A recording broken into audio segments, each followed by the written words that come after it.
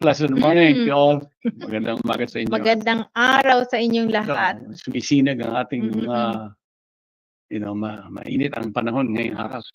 Unfortunately, Tita Socorro can't join us today, but maybe next time. She had to do some Yes, she's visual business some work. very important stuff. So, good morning to all of you. Good morning sa ating mga taga-subaybay at taga-pakinig. At lahat naman nakikinig sa, sa ating social media.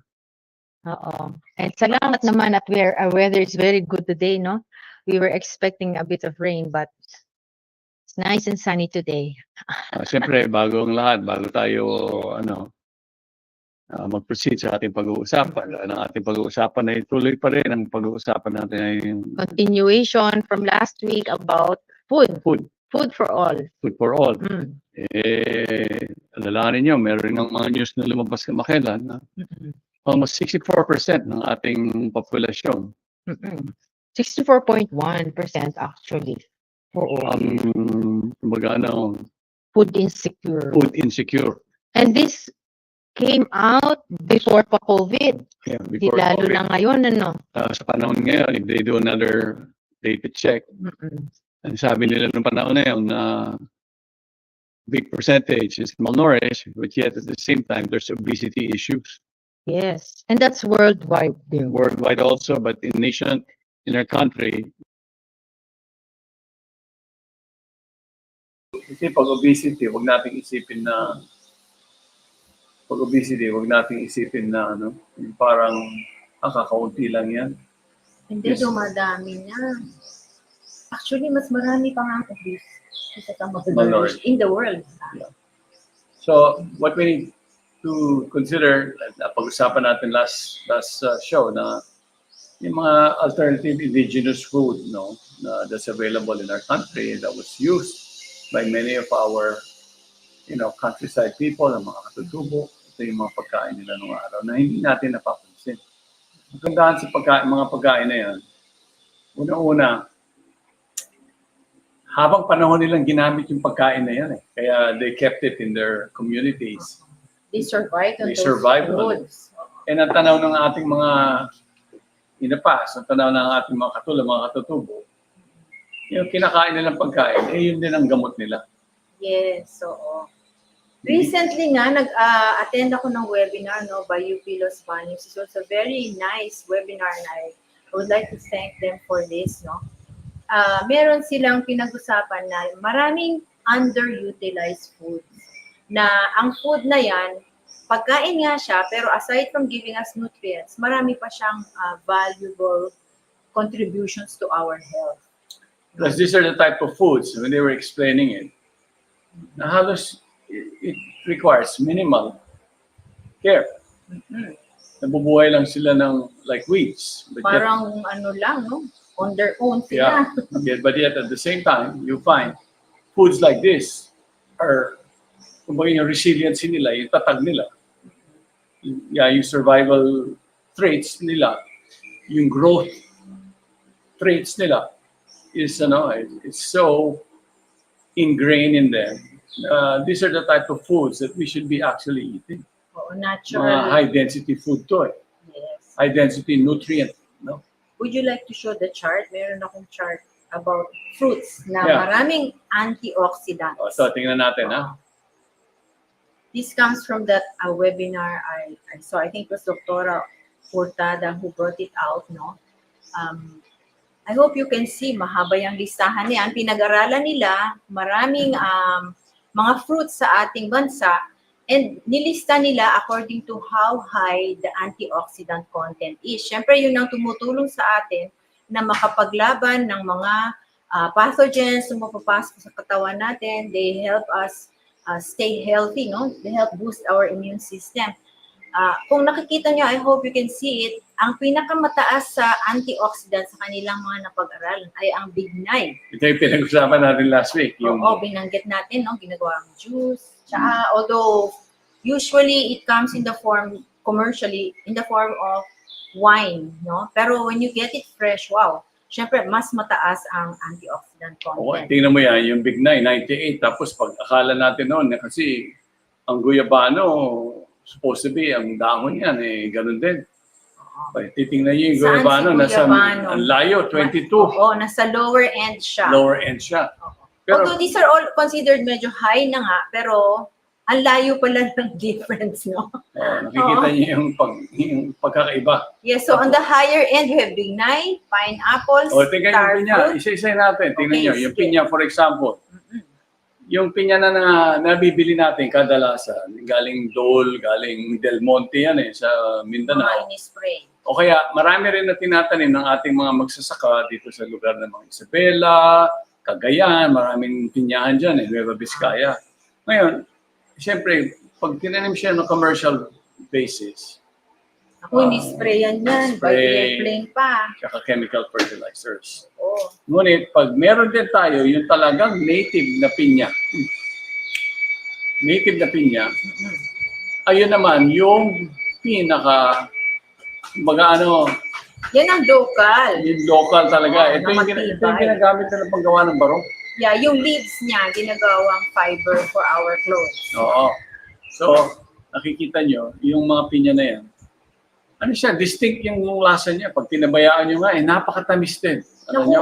May tanim ho kami ganyan dito. Hindi halos namin siya pinapansin, pero bunga siya ng bunga. Bunga ng bunga. Ganun siyang kadaling patubuin.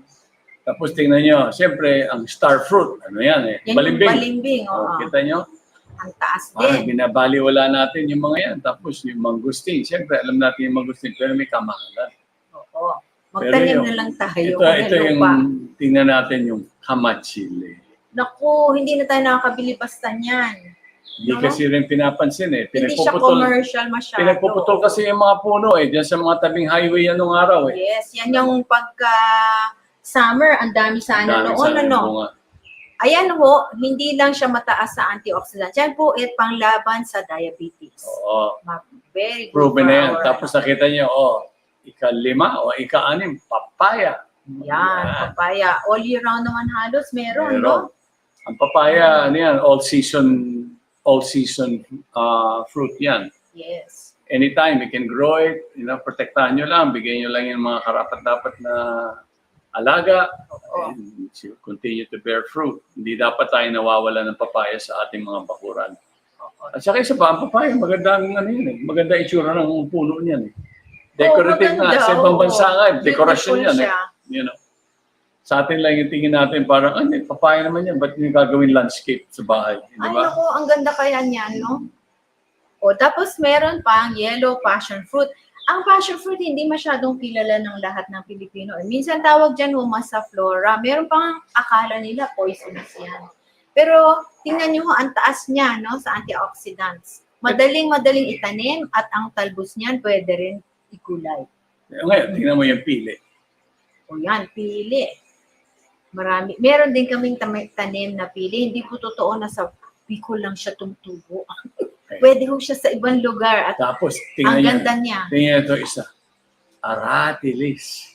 O yan. Naku, di ba ang aratilis, basta na lang nagkaka-aratilis ka sa garden, hindi mo naman tanim. Regalo po sa atin yan ni Lord. Ano yan? Kinakalat ng mga ibon. Madami pa lang yung antioxidant. Pero Ano? nagtaka lang ako rito, tingnan mo yung duwat. Parang napakababa. Akala ko nga yan ang pinaka eh. Pinakamataas. It's a dark Meron pa fruit. rin siya. Oo. Talo siya ng bignay. Tapos yung saging, kita nyo, kahit ano siya no matter what, iba-iba yung, at least, Ito, latundan niya namumuntos siya nandyan. ngayon, But anyway, the point is, we have to discuss many of this type of food that can be grown, that is growing, that is Around us. indigenous to us. These are the type of foods that we should be looking into caring for. And eating And talaga. eating. Oo. Huwag natin silang pababayaan lang na parang binibili natin sa palengke. So kadalasan kasi kapag binibili nyo, parang panapanahon na lang yan. Hindi nyo Seasonal, pinapansin. you Oo. mean? Ngunit kapag yan ay tinatanim nyo, maraming mga bagay kayo natututunan. At kumbaga, it becomes a part of your daily or the way you live, that you have papaya here, you have some bananas here. Nasasanay kayo na may mga gano'n na prutas. Kasi kagandahan sa prutas, hindi nyo na kailangan lutuin.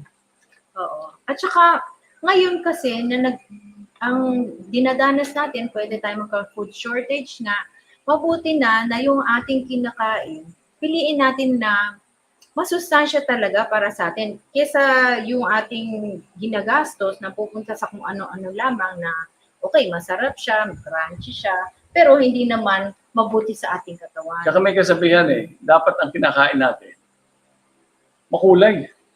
Yes. Marami rin kulay. iba-iba yung mga kulay. Kasi it's a sign that it's nutritious. Nutritious. talaga. It's a sign. Oo. And alam nyo, may turo na ganyan sa ancient time nga. Alam nyo yung mga kulay ng mga bunga? Hmm. It Iba-iba, correspond to a diba? particular organ, yun, mga kinokonekta nila yan, you know? Sa yan sa mga Chinese medicine and also the Indian, no? Sa mga ating traditional medicines, alam natin yan. So, sige, patiin natin muna ating mga kasama. Mike Rex, good morning to you. Halika, Salo halubili kayo. So, yung mga Join us in the mahiling magtanim. conversation. Okay, Oo. kay Milay Royo, good morning to you. Then Gemini, of course. Gemini Rose, good morning. Blessed Saturday to you all. Thank you. Okay, Stay Vina, safe and healthy. Vina, good morning. Good morning to you. Then Leticia Aboy, good morning. Hello, Letty. Okay, then si Harry Capulong is there. Matt Resurrection, good morning. Good morning to you all. Alam nyo, ngayon, meron tayong bagong presidente. So, sa talumpati niya, talagang binibigyan niya siyempre hindi niya binigay yung kanilang magiging work agenda. Pero the fact that kinuha niya yung posisyon ng agriculture, tapos yung DNR niya, hindi niya ma-desisyonan kung sino yung ilalagay na tao. Kasi ang hirap ng mamili, kasi minsan, yung kinakailangan ngayon, sa panahon ngayon, kailangan magaling ang Department of Agriculture mo, magaling din ang DNR mo. Kasi yan ang kumbaga, that is a basic need ng ating bansa. If you don't have good environment, you cannot grow food. Yes. You may have all the fields, but you don't have a sound environment. So magkatugma yun. Nakasanayan na natin na even sa government institution, parang yung mga institution, hindi sila nag-uusap. Kailangan ngayon, tulungan tayo. Every department, lalo agriculture, DNR, nag-uusap yan. Kasi Baka yung ginagawa ng isa, nakakasagaba naman yung kabila. Oo. Tapos syempre, protection ng ating kalikasan at karagatan Yes. ang nagiging trabaho niyan. Kaya alalahanin nyo, marami kasi sa atin nasanay nang nabuhay sa mga syudad. 60% ng ating populasyon halos na sa syudad na. Kakaunti na yung actually may suburbs pa yun Yes. You know, yung in between Pero alalahanin nyo, halos lahat ng mga lugar dito sa ating bayan, may malalaki ng mga bayan at syudad. So ibig sabihin nun, a bulk of the people are, sa kanilang kinakailangan na pagkain ay dinadala sa inyo. Nasasanay kayo, okay, bilhin natin to, no, sinusource natin yung pagkain sa mga palengke at saka sa mga supermarket. Then ngayon, ang mataas ang fuel. So, tumataas din ang gasto sa pagkain. Tsaka alam nyo, pag sinabi nila yung mga inflation, ang inflation, dinidikta yan nung halaga, yung buying power mo, sa atin yung buying power para pumunta lang primarily sa pagkain. Oo. May nag-interview nga sa akin, sinabi sa akin noon, parang, ilan ba percentage ng sinisweldo ng isang tao? Kunyari, you're just ordinary workers na everyday, daily wage, yung mga ganun ba? Pag binilang nyo ang kinikita, kunyari sa Metro Manila, sabi nila, ang daily wage earner yata ngayon dyan, 600 pesos a day. Dito sa aming probinsya, 400. But who earns that much, no? Mahirap. Like, the question is, 300 a day lang don't take home ng mga jeepney driver. But how much of the money you earn goes to food? What percentage? What percentage? Yung huling may kausap ako na interview ako, sinabi ko, 60 to 70% pumupunta sa pagkain. Mhm. Parang hindi siya mapaniwala na ganun kalaki. Eh, siyempre, Ang mahal ng ang mahal ng pagkain eh. oo. Bili ka lang ng bigas eh. Ang mahal na ng bigas ngayon is 36 to 42 pesos a kilo. Yung ordinary rice. Yung commercial na tawag nila. Pero kapag gusto niya na ng premium, iba na ang kwento niyan. Pumapalo sa 60 yan. 60, 50, 58, gano'n. So may kamahalan. Tapos, tingnan pa rin natin yung ating mga ibang kinakailangan na kainin pang araw-araw. Ang biggest question sa ating bansa is always this. Kasi ang tendency natin pang tawid gutom lang pag tayo naglagay ng pagkain sa ating bibig. Para lang may laman ng ating tiyan. Ngunit hindi natin tanawin na ano bang sustansya ng ating mga kinakain. This is the biggest challenge our government and as a people, a nation, we are faced with. How healthy is the food we're eating? Is it healthy and nutritious? That's just one component. Yeah, Okay. aside from cost. Yes. And sometimes we don't know the kind of soil that it was grown in, Yeah, which plus- is it contributes to the nutritive value of the food. Because if you buy high-density, nutritious na pagkain, magbabayad kayo. Mahal eh. Yun ang challenge sa atin. Unless they go for the indigenous foods. That's one. Oo. Or you start to grow the food in your Yourself. backyard. Oo. And And then, kilalanin nyo yung weeds. Kasi yung weeds, meron din dyan edible na high nutrient dense. so we find these are things that we is confronting every household. Hindi lang yung mga iba. Lahat tayo, Yes. we're confronted with this issue. And when there are shortages, pag may pagkukulang dahil napakamahal magtanim ngayon ng palay. Siyempre, sino may engganyo kung pumasok sa isang hanapbuhay na ginagawa ko na yung pagsasaka, alam ko, hindi ako kikita. How do you encourage me? How do you motivate me or inspire me to continue to grow food? So these are the issues we are being confronted with. So, tama yung ginawa ni Presidente Bongbong na I will take over para marami. Prioritize food. Yeah, prioritize ko yung pagkain. We hope that kung ano yung emphasis dun sa build na ginawa, sana naman dito, yung emphasis nila ngayon to make sure that we are resilient in food, sufficient and ample enough food for the whole country. Now, when we talk about this, that means look at the whole country. We're in our a country of islands. So that means hiwalay-hiwalay pa rin tayo. When you're dealing with transportation, which is contributing to the high cost of food, these are things that you have to look into. Second, you have climate change. Opo, nararamdaman yan all over the world.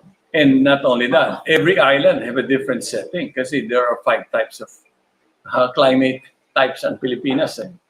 Every, kumbaga, ibang isla or ibang region, Mindanao, Bisaya, at saka sa norte, iba ang mga climate situation. If you go to Quezon Province, makikita nyo, Maulan doon. maulan or bulubundukin na lugar.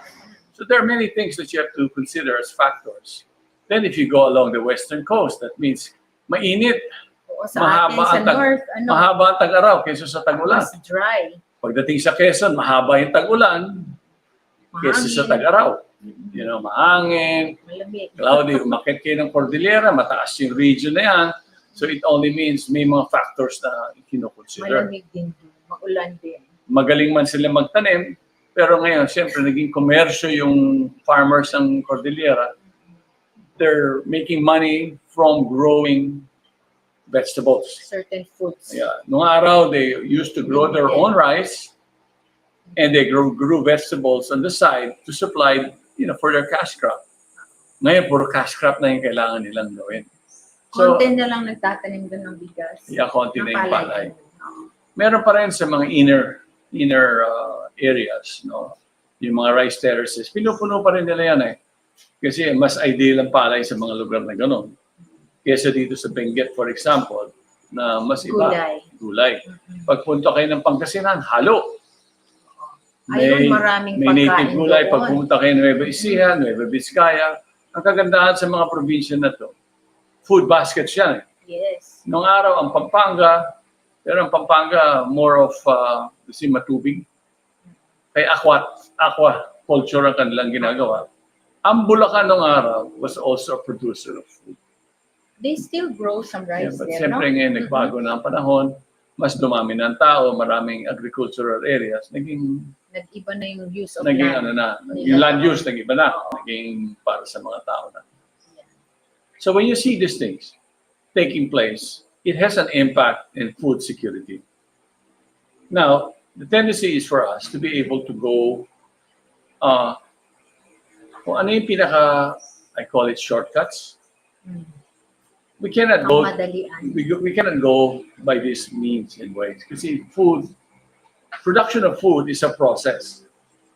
And the fact that Hindi mo rin mamamadali. you can take You shortcuts have at to it. go along with nature's way para sustainable, di ba?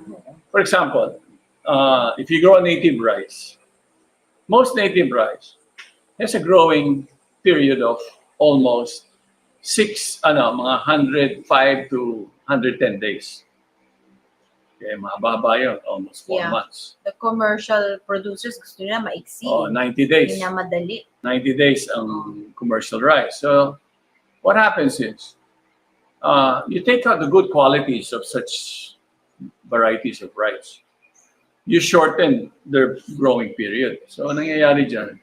Yung mga making the rice resilient, yung quality ng pagkain na yun, nagiging resilient yung pagkain because ganito siya. In time, lumakas siya, nag-adapt, ang daming gano'n eh. Kahit nagbabago-bago yung panahon, but may resiliency yung isang ang palay natin na native. Makikita ninyo, na every year naman gumaganda eh. Gumabago naman eh. Kasi marunong siya mag-adapt. Nag-a-adapt siya. Yun ang kagandahan sa mga native varieties. Siyempre, sasabihin nila, ay, mababa ang production. Alam niyo, I will debate on that pagdating sa production. Kasi In our experience. experience, We get more. we get almost, kung sabihin yung commercial production ng 80 to 90 kabans per hectare, o yung mga iba, 100 to 120 daw kabans per hectare. Pero tandaan nyo, yung nutrients niya, anong mas masustansyang kainin? At saka kapag kayo kumain Yan ang importante. ng bigas na high nutrient density siya, madali kayo mabusog. At saka, napakasarap talaga. Yeah, Ang masarap, bango masarap. pa. Oo. Masarap.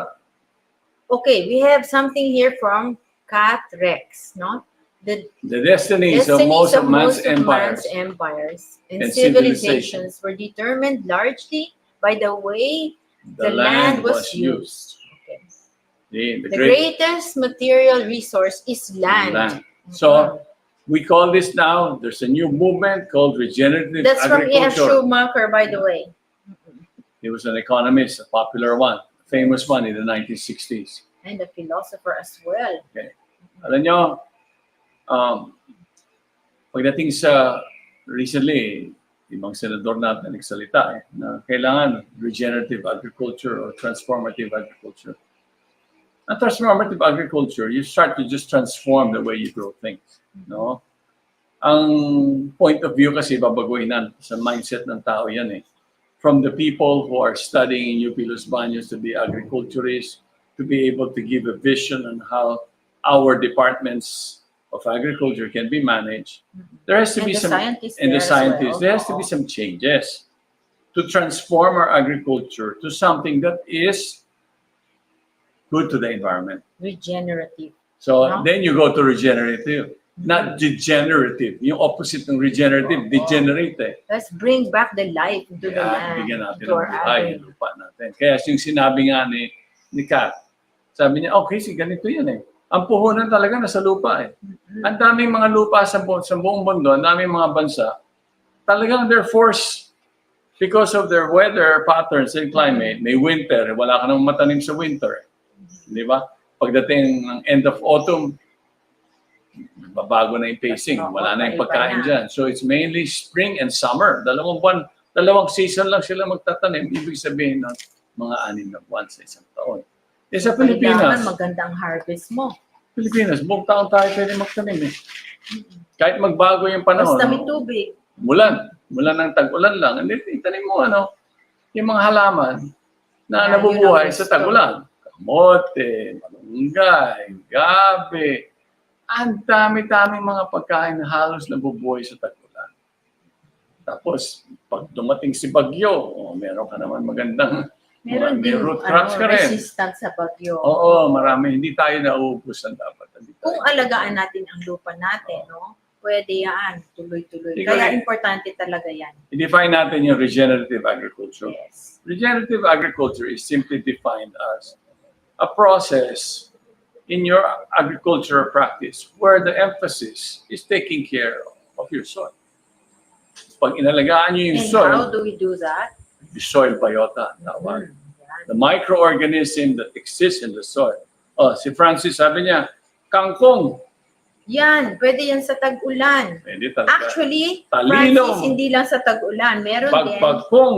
di ba meron tayong kangkong ngayon na naging parang weed na nga. No, actually, Walang tubig, pero ang marami kangkong, pa din parang siya. weed yan eh. So actually, sa totoo lang, siya ay napakatibay.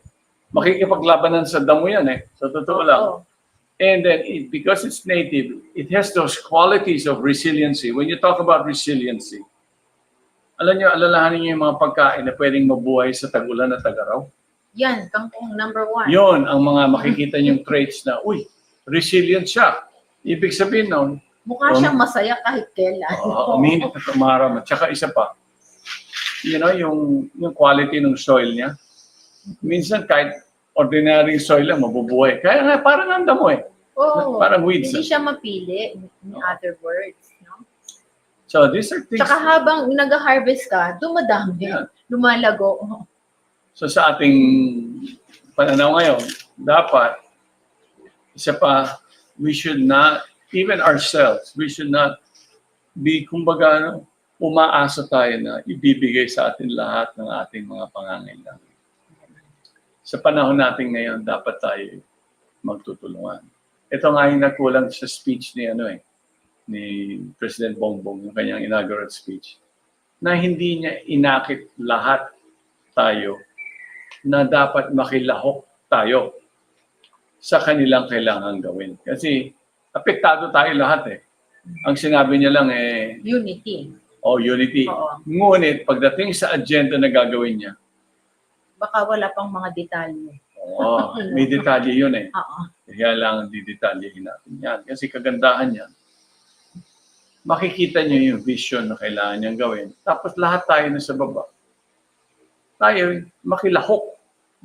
Kasi pagkain, kailangan natin lahat yan eh. Hindi natin pwedeng, yung kalikasan naman, hindi natin kaya na, malinis ang kailangan natin, malinis ang hangin, tubig, at saka katamtaman na panahon. We need all of this to survive, to live. And we're not just looking at now, but we're looking to the future of what we need to do. The quality of life. If you have young children, then definitely, what will be the future like for them?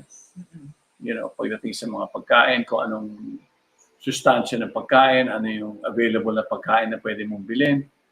Tinignan nyo yung palengke. Punta kayo sa palengke. Mabibilang nyo yung number of food that you can buy there.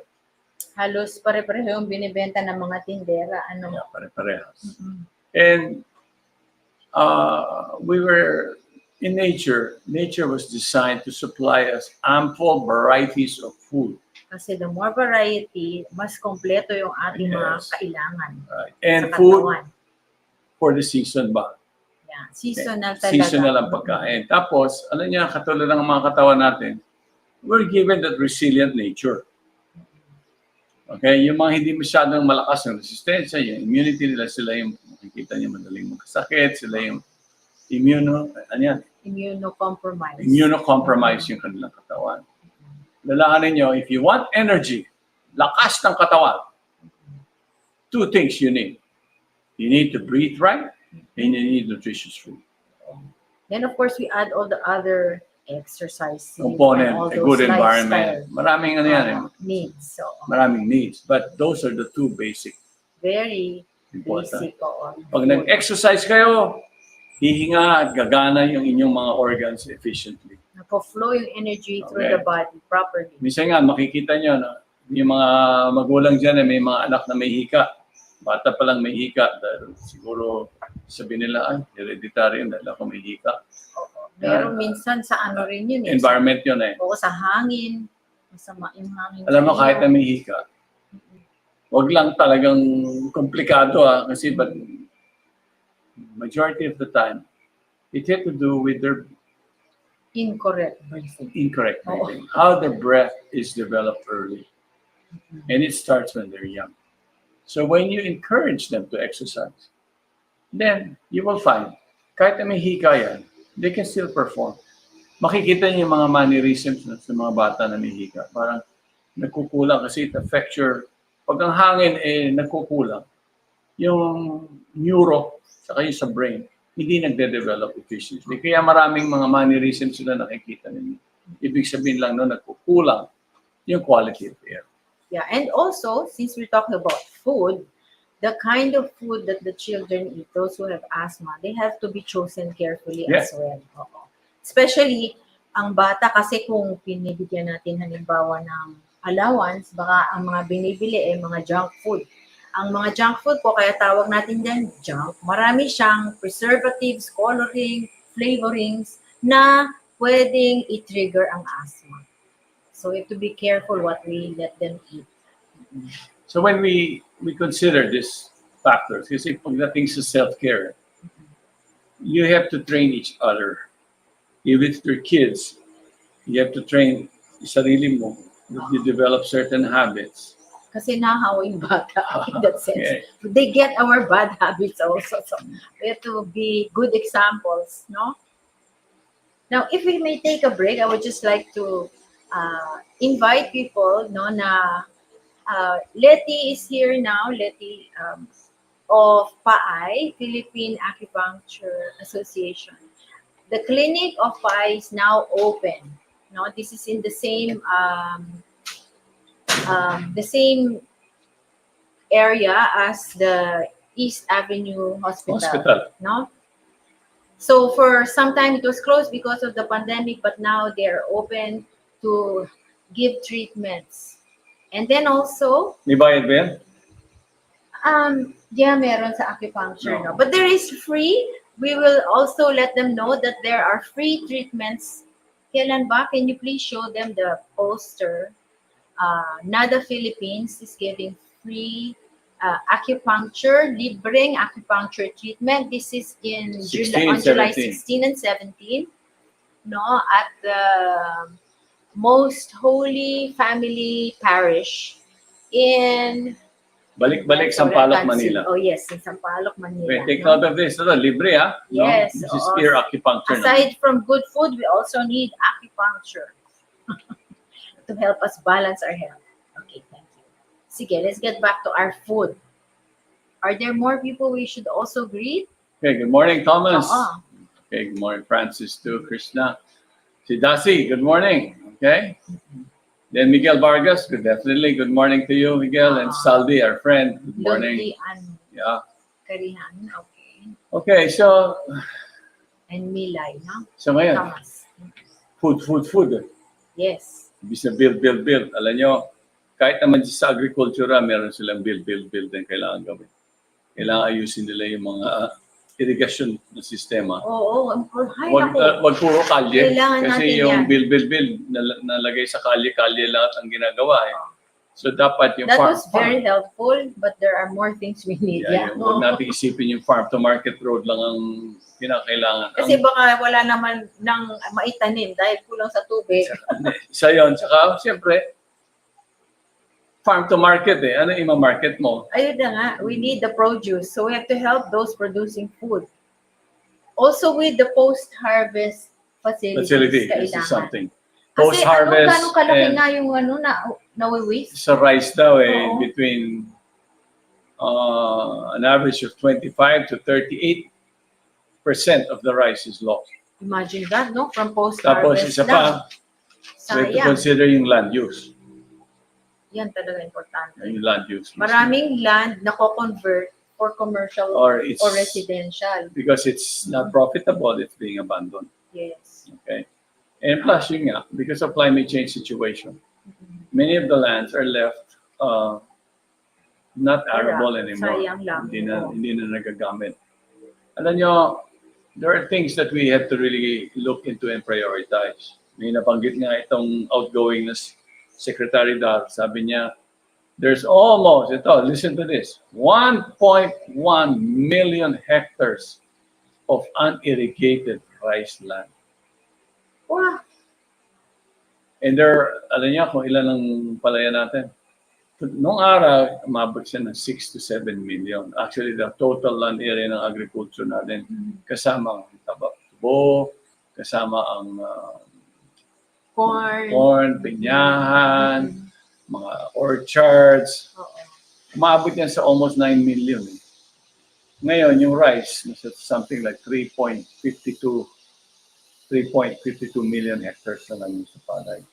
Pag na unproductive mo na 1.1, dun, kung yan, gawin nyo lang productive, yung inaangkat natin ng bigas, na palay, ma-resolve na yun. Dapat we are able to feed our people. So it's about food sufficiency. Ayun nga, narinig at least yung ating presidente na bago, yun ang binabanggit niya. Food security, food sufficiency, and self-sufficiency tayo pagdating sa pagkain. Huwag na tayo mag-import. Kakayanin natin sa ganda ng ating bansa. At dapat masigurado, not only is it there, but it's also accessible. Alam niyo, ang Southern Mindanao, ang Mindanao mismo, pag sinabi niyo the land of the promise, Naku, ang dami dun ang pagkain. dami-daming, yun lang alone, they focus on agriculture alone, will supply all of our needs Sa buong sa country. country. Kasi kagandahan sa lugar na yun, hindi halos binabagyo. Tapos marami pa rin areas na may kagubatan. Pero yun nga lang, halos hindi nabigyan siya ng pansin sa mahabang panahon na Except maybe in the last 6 years. 3 years. So, Dapat sana dyan, mamuhunan talaga tayo sa agrikultura. Let's secure wherever, in every island, our sana. food needs today and for the future. So we all have to be involved here. And one thing is, even at home, Yun, we on our minimize own. wastage. Yan. Nasabi kasi ito one of the biggest contributing factors pagdating sa malnourishment is the amount of food that is wasted. Yes. So Hindi na natin kaya mag-waste. that only means it Oo. begins at home. Then, syempre, nasanay tayo na maluho din yung ating, we all want to go to restaurants, we all want to go to eat outside with our families. So, it's not the most nutritious has food become part of our lifestyle. lifestyle, you know. But yet you will find when you deal with food and food losses, you will find many of such institutional areas. You have to ask, tingnan niyo yan, anong tanongin niyo bihira niyo makikita yung parang, this restaurant, pag siya this is how we manage this place. We manage to make sure we try to source from very nutritious food. We try to farms that support the produces, farmers. yeah, or we make sure that our food losses is very minimal. Oo, konti lang. Aside from food losses, I think one thing they should also remember when it comes to food, choosing food.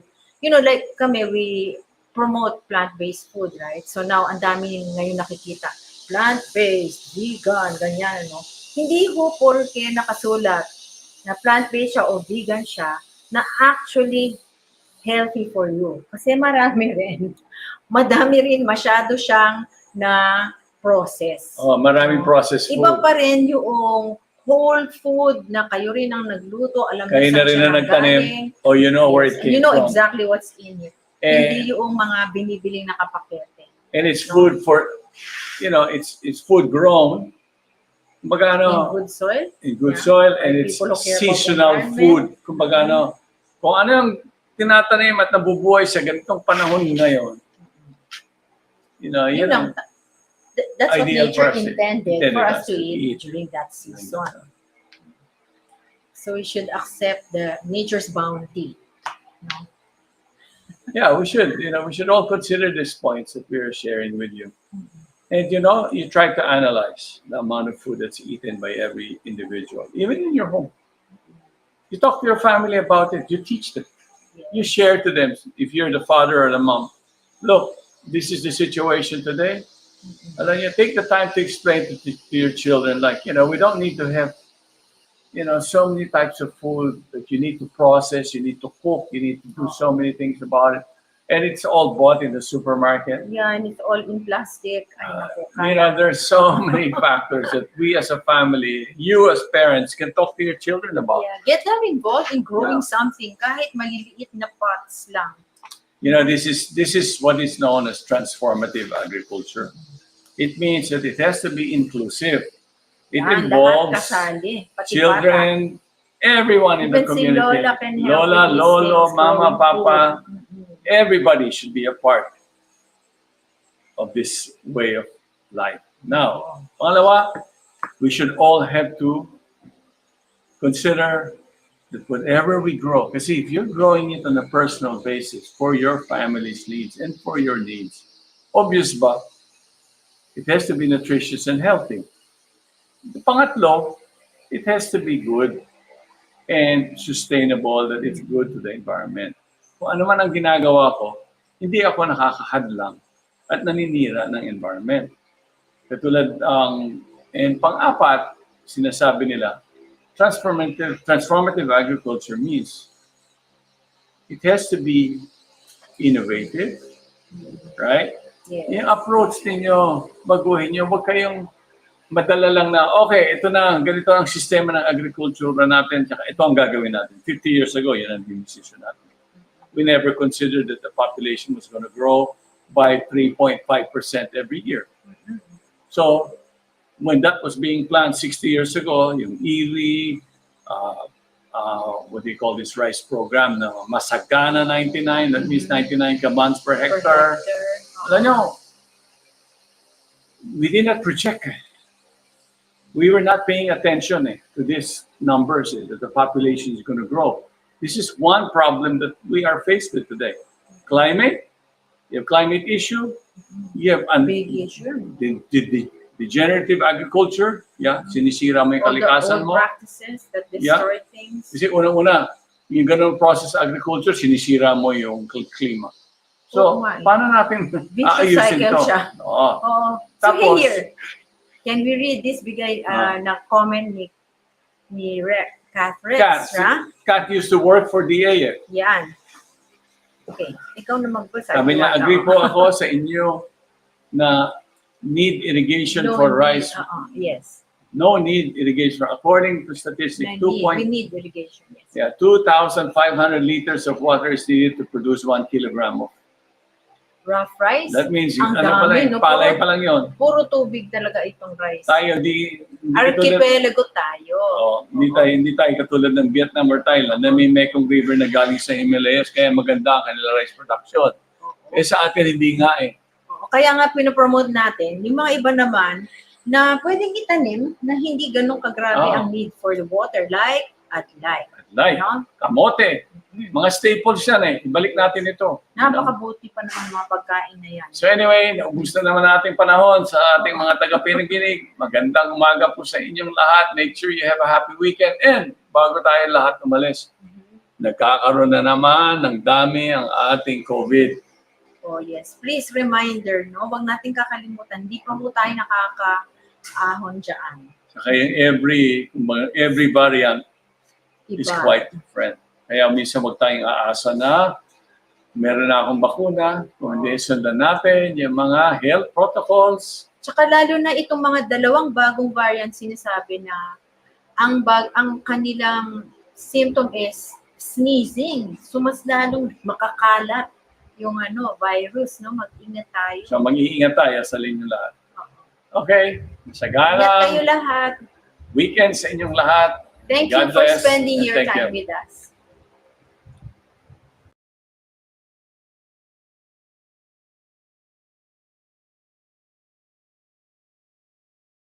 Pangkalusugan, pangkalikasan, Kung palakas